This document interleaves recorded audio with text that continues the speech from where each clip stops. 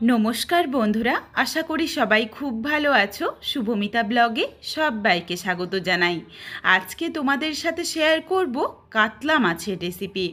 এইভাবে যদি কাতলা মাছ হোক বা যে কোনো মাছই রান্না করা যায় তাহলে কিন্তু এর স্বাদ ও গন্ধ ভীষণ ভালো আসে। বন্ধুরা, বাড়িতে অবশ্যই একবার হলেও যে কোনো মাছ দিয়ে এইভাবে মাছের ঝোলের রেসিপিটা ট্রাই করো, কিন্তু গরম ভাতের সাথে অপূর্ব লাগে খেতে। তাহলে চলো বন্ধুরা, রেসিপিটা দেখে নেওয়া যাক। রেসিপিটা কেউ স্কিপ করো না। স্কিপ করলে আমি কি পদ্ধতিতে রেসিপিটা বানালাম বা কী মশলার অ্যাড করলাম সেটা তোমরা মিস করে যাবে, তখন হয়তো রেসিপিটা খেতে এতটা ভালো হবে না। এখানে আমি প্রথমেই দুটো মাঝারি সাইজের আলু লম্বা করে কেটে নিয়েছি, আর কয়েকটা কচু ছাড়িয়ে ধুয়ে পরিষ্কার করে দুই ভাগ করে কেটে নিয়েছি। কচু কিন্তু খুব বেশি ছোট টুকরো করা যাবে না।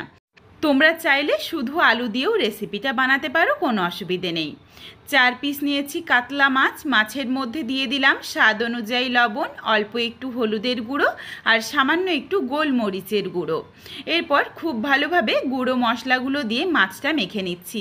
এখানে আমি কাতলা মাছের ব্যবহার করেছি, তোমরা চাইলে কিন্তু রুই মাছ বা তোমাদের পছন্দ মতো যে কোনো কাটা মাছ দিয়েই রেসিপিটা বানাতে পারো। ভালোভাবে মশলাটা মেখে নেওয়া হয়ে গেছে।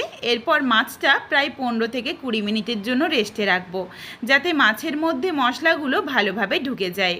এরপর একটা মশলার পেস্ট বানাবো। তার জন্য বাটিতে নিয়েছি একটা শুকনো লঙ্কা, হাফ চামচ গোটা জিরে, সামান্য একটু আদা, 1 ইঞ্চের থেকে একটু বেশি পরিমাণে নিয়েছি আদা, আর নিয়েছি কয়েক কোয়া রসুন।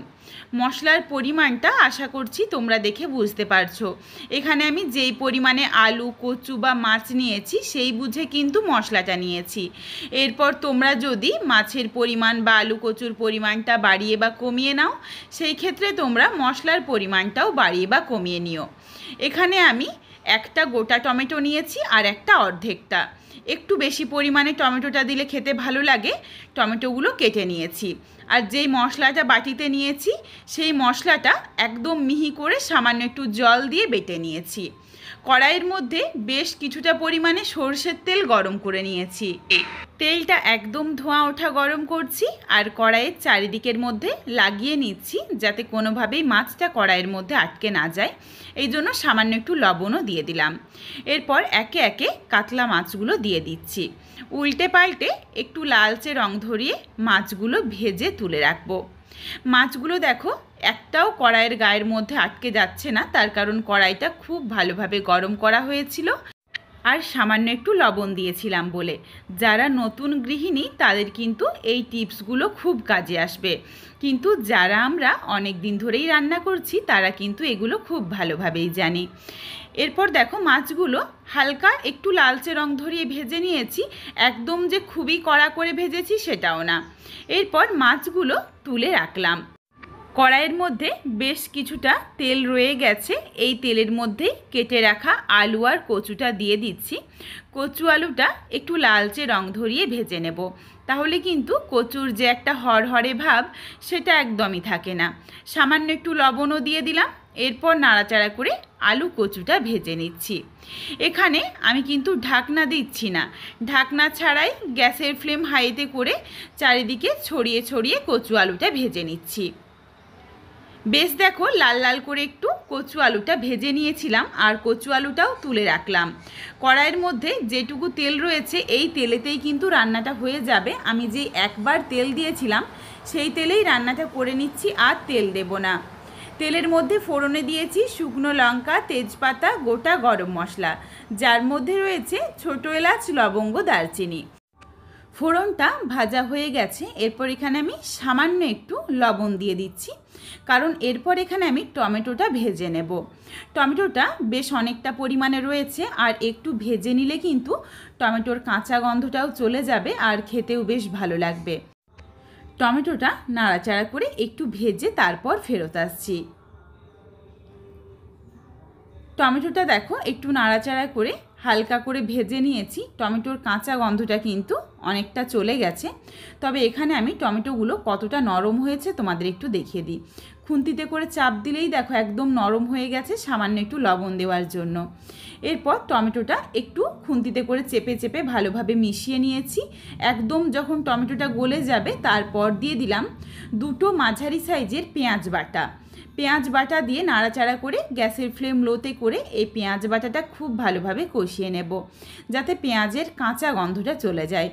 সাধারণত আমরা পেঁয়াজ কুচি দিয়ে রান্না করে থাকি, তবে একবার হলেও এইভাবে বাটা মশলায় রান্নাটা করে দেখো, খেতে কিন্তু বেশ ভালো লাগবে। এরপর এখানে আমি গুঁড়ো মশলার মধ্যে দিলাম সামান্য একটু হলুদের গুঁড়ো, আর দিয়ে দিলাম কাশ্মীরি রেড চিলি পাউডার। ঝালের জন্য কিন্তু এখানে আমি লঙ্কার গুঁড়ো দেব না, তার কারণ একটা শুকনো লঙ্কা বেটে দিয়েছি, আর এখানে আমি কাঁচা লঙ্কারও ব্যবহার করব।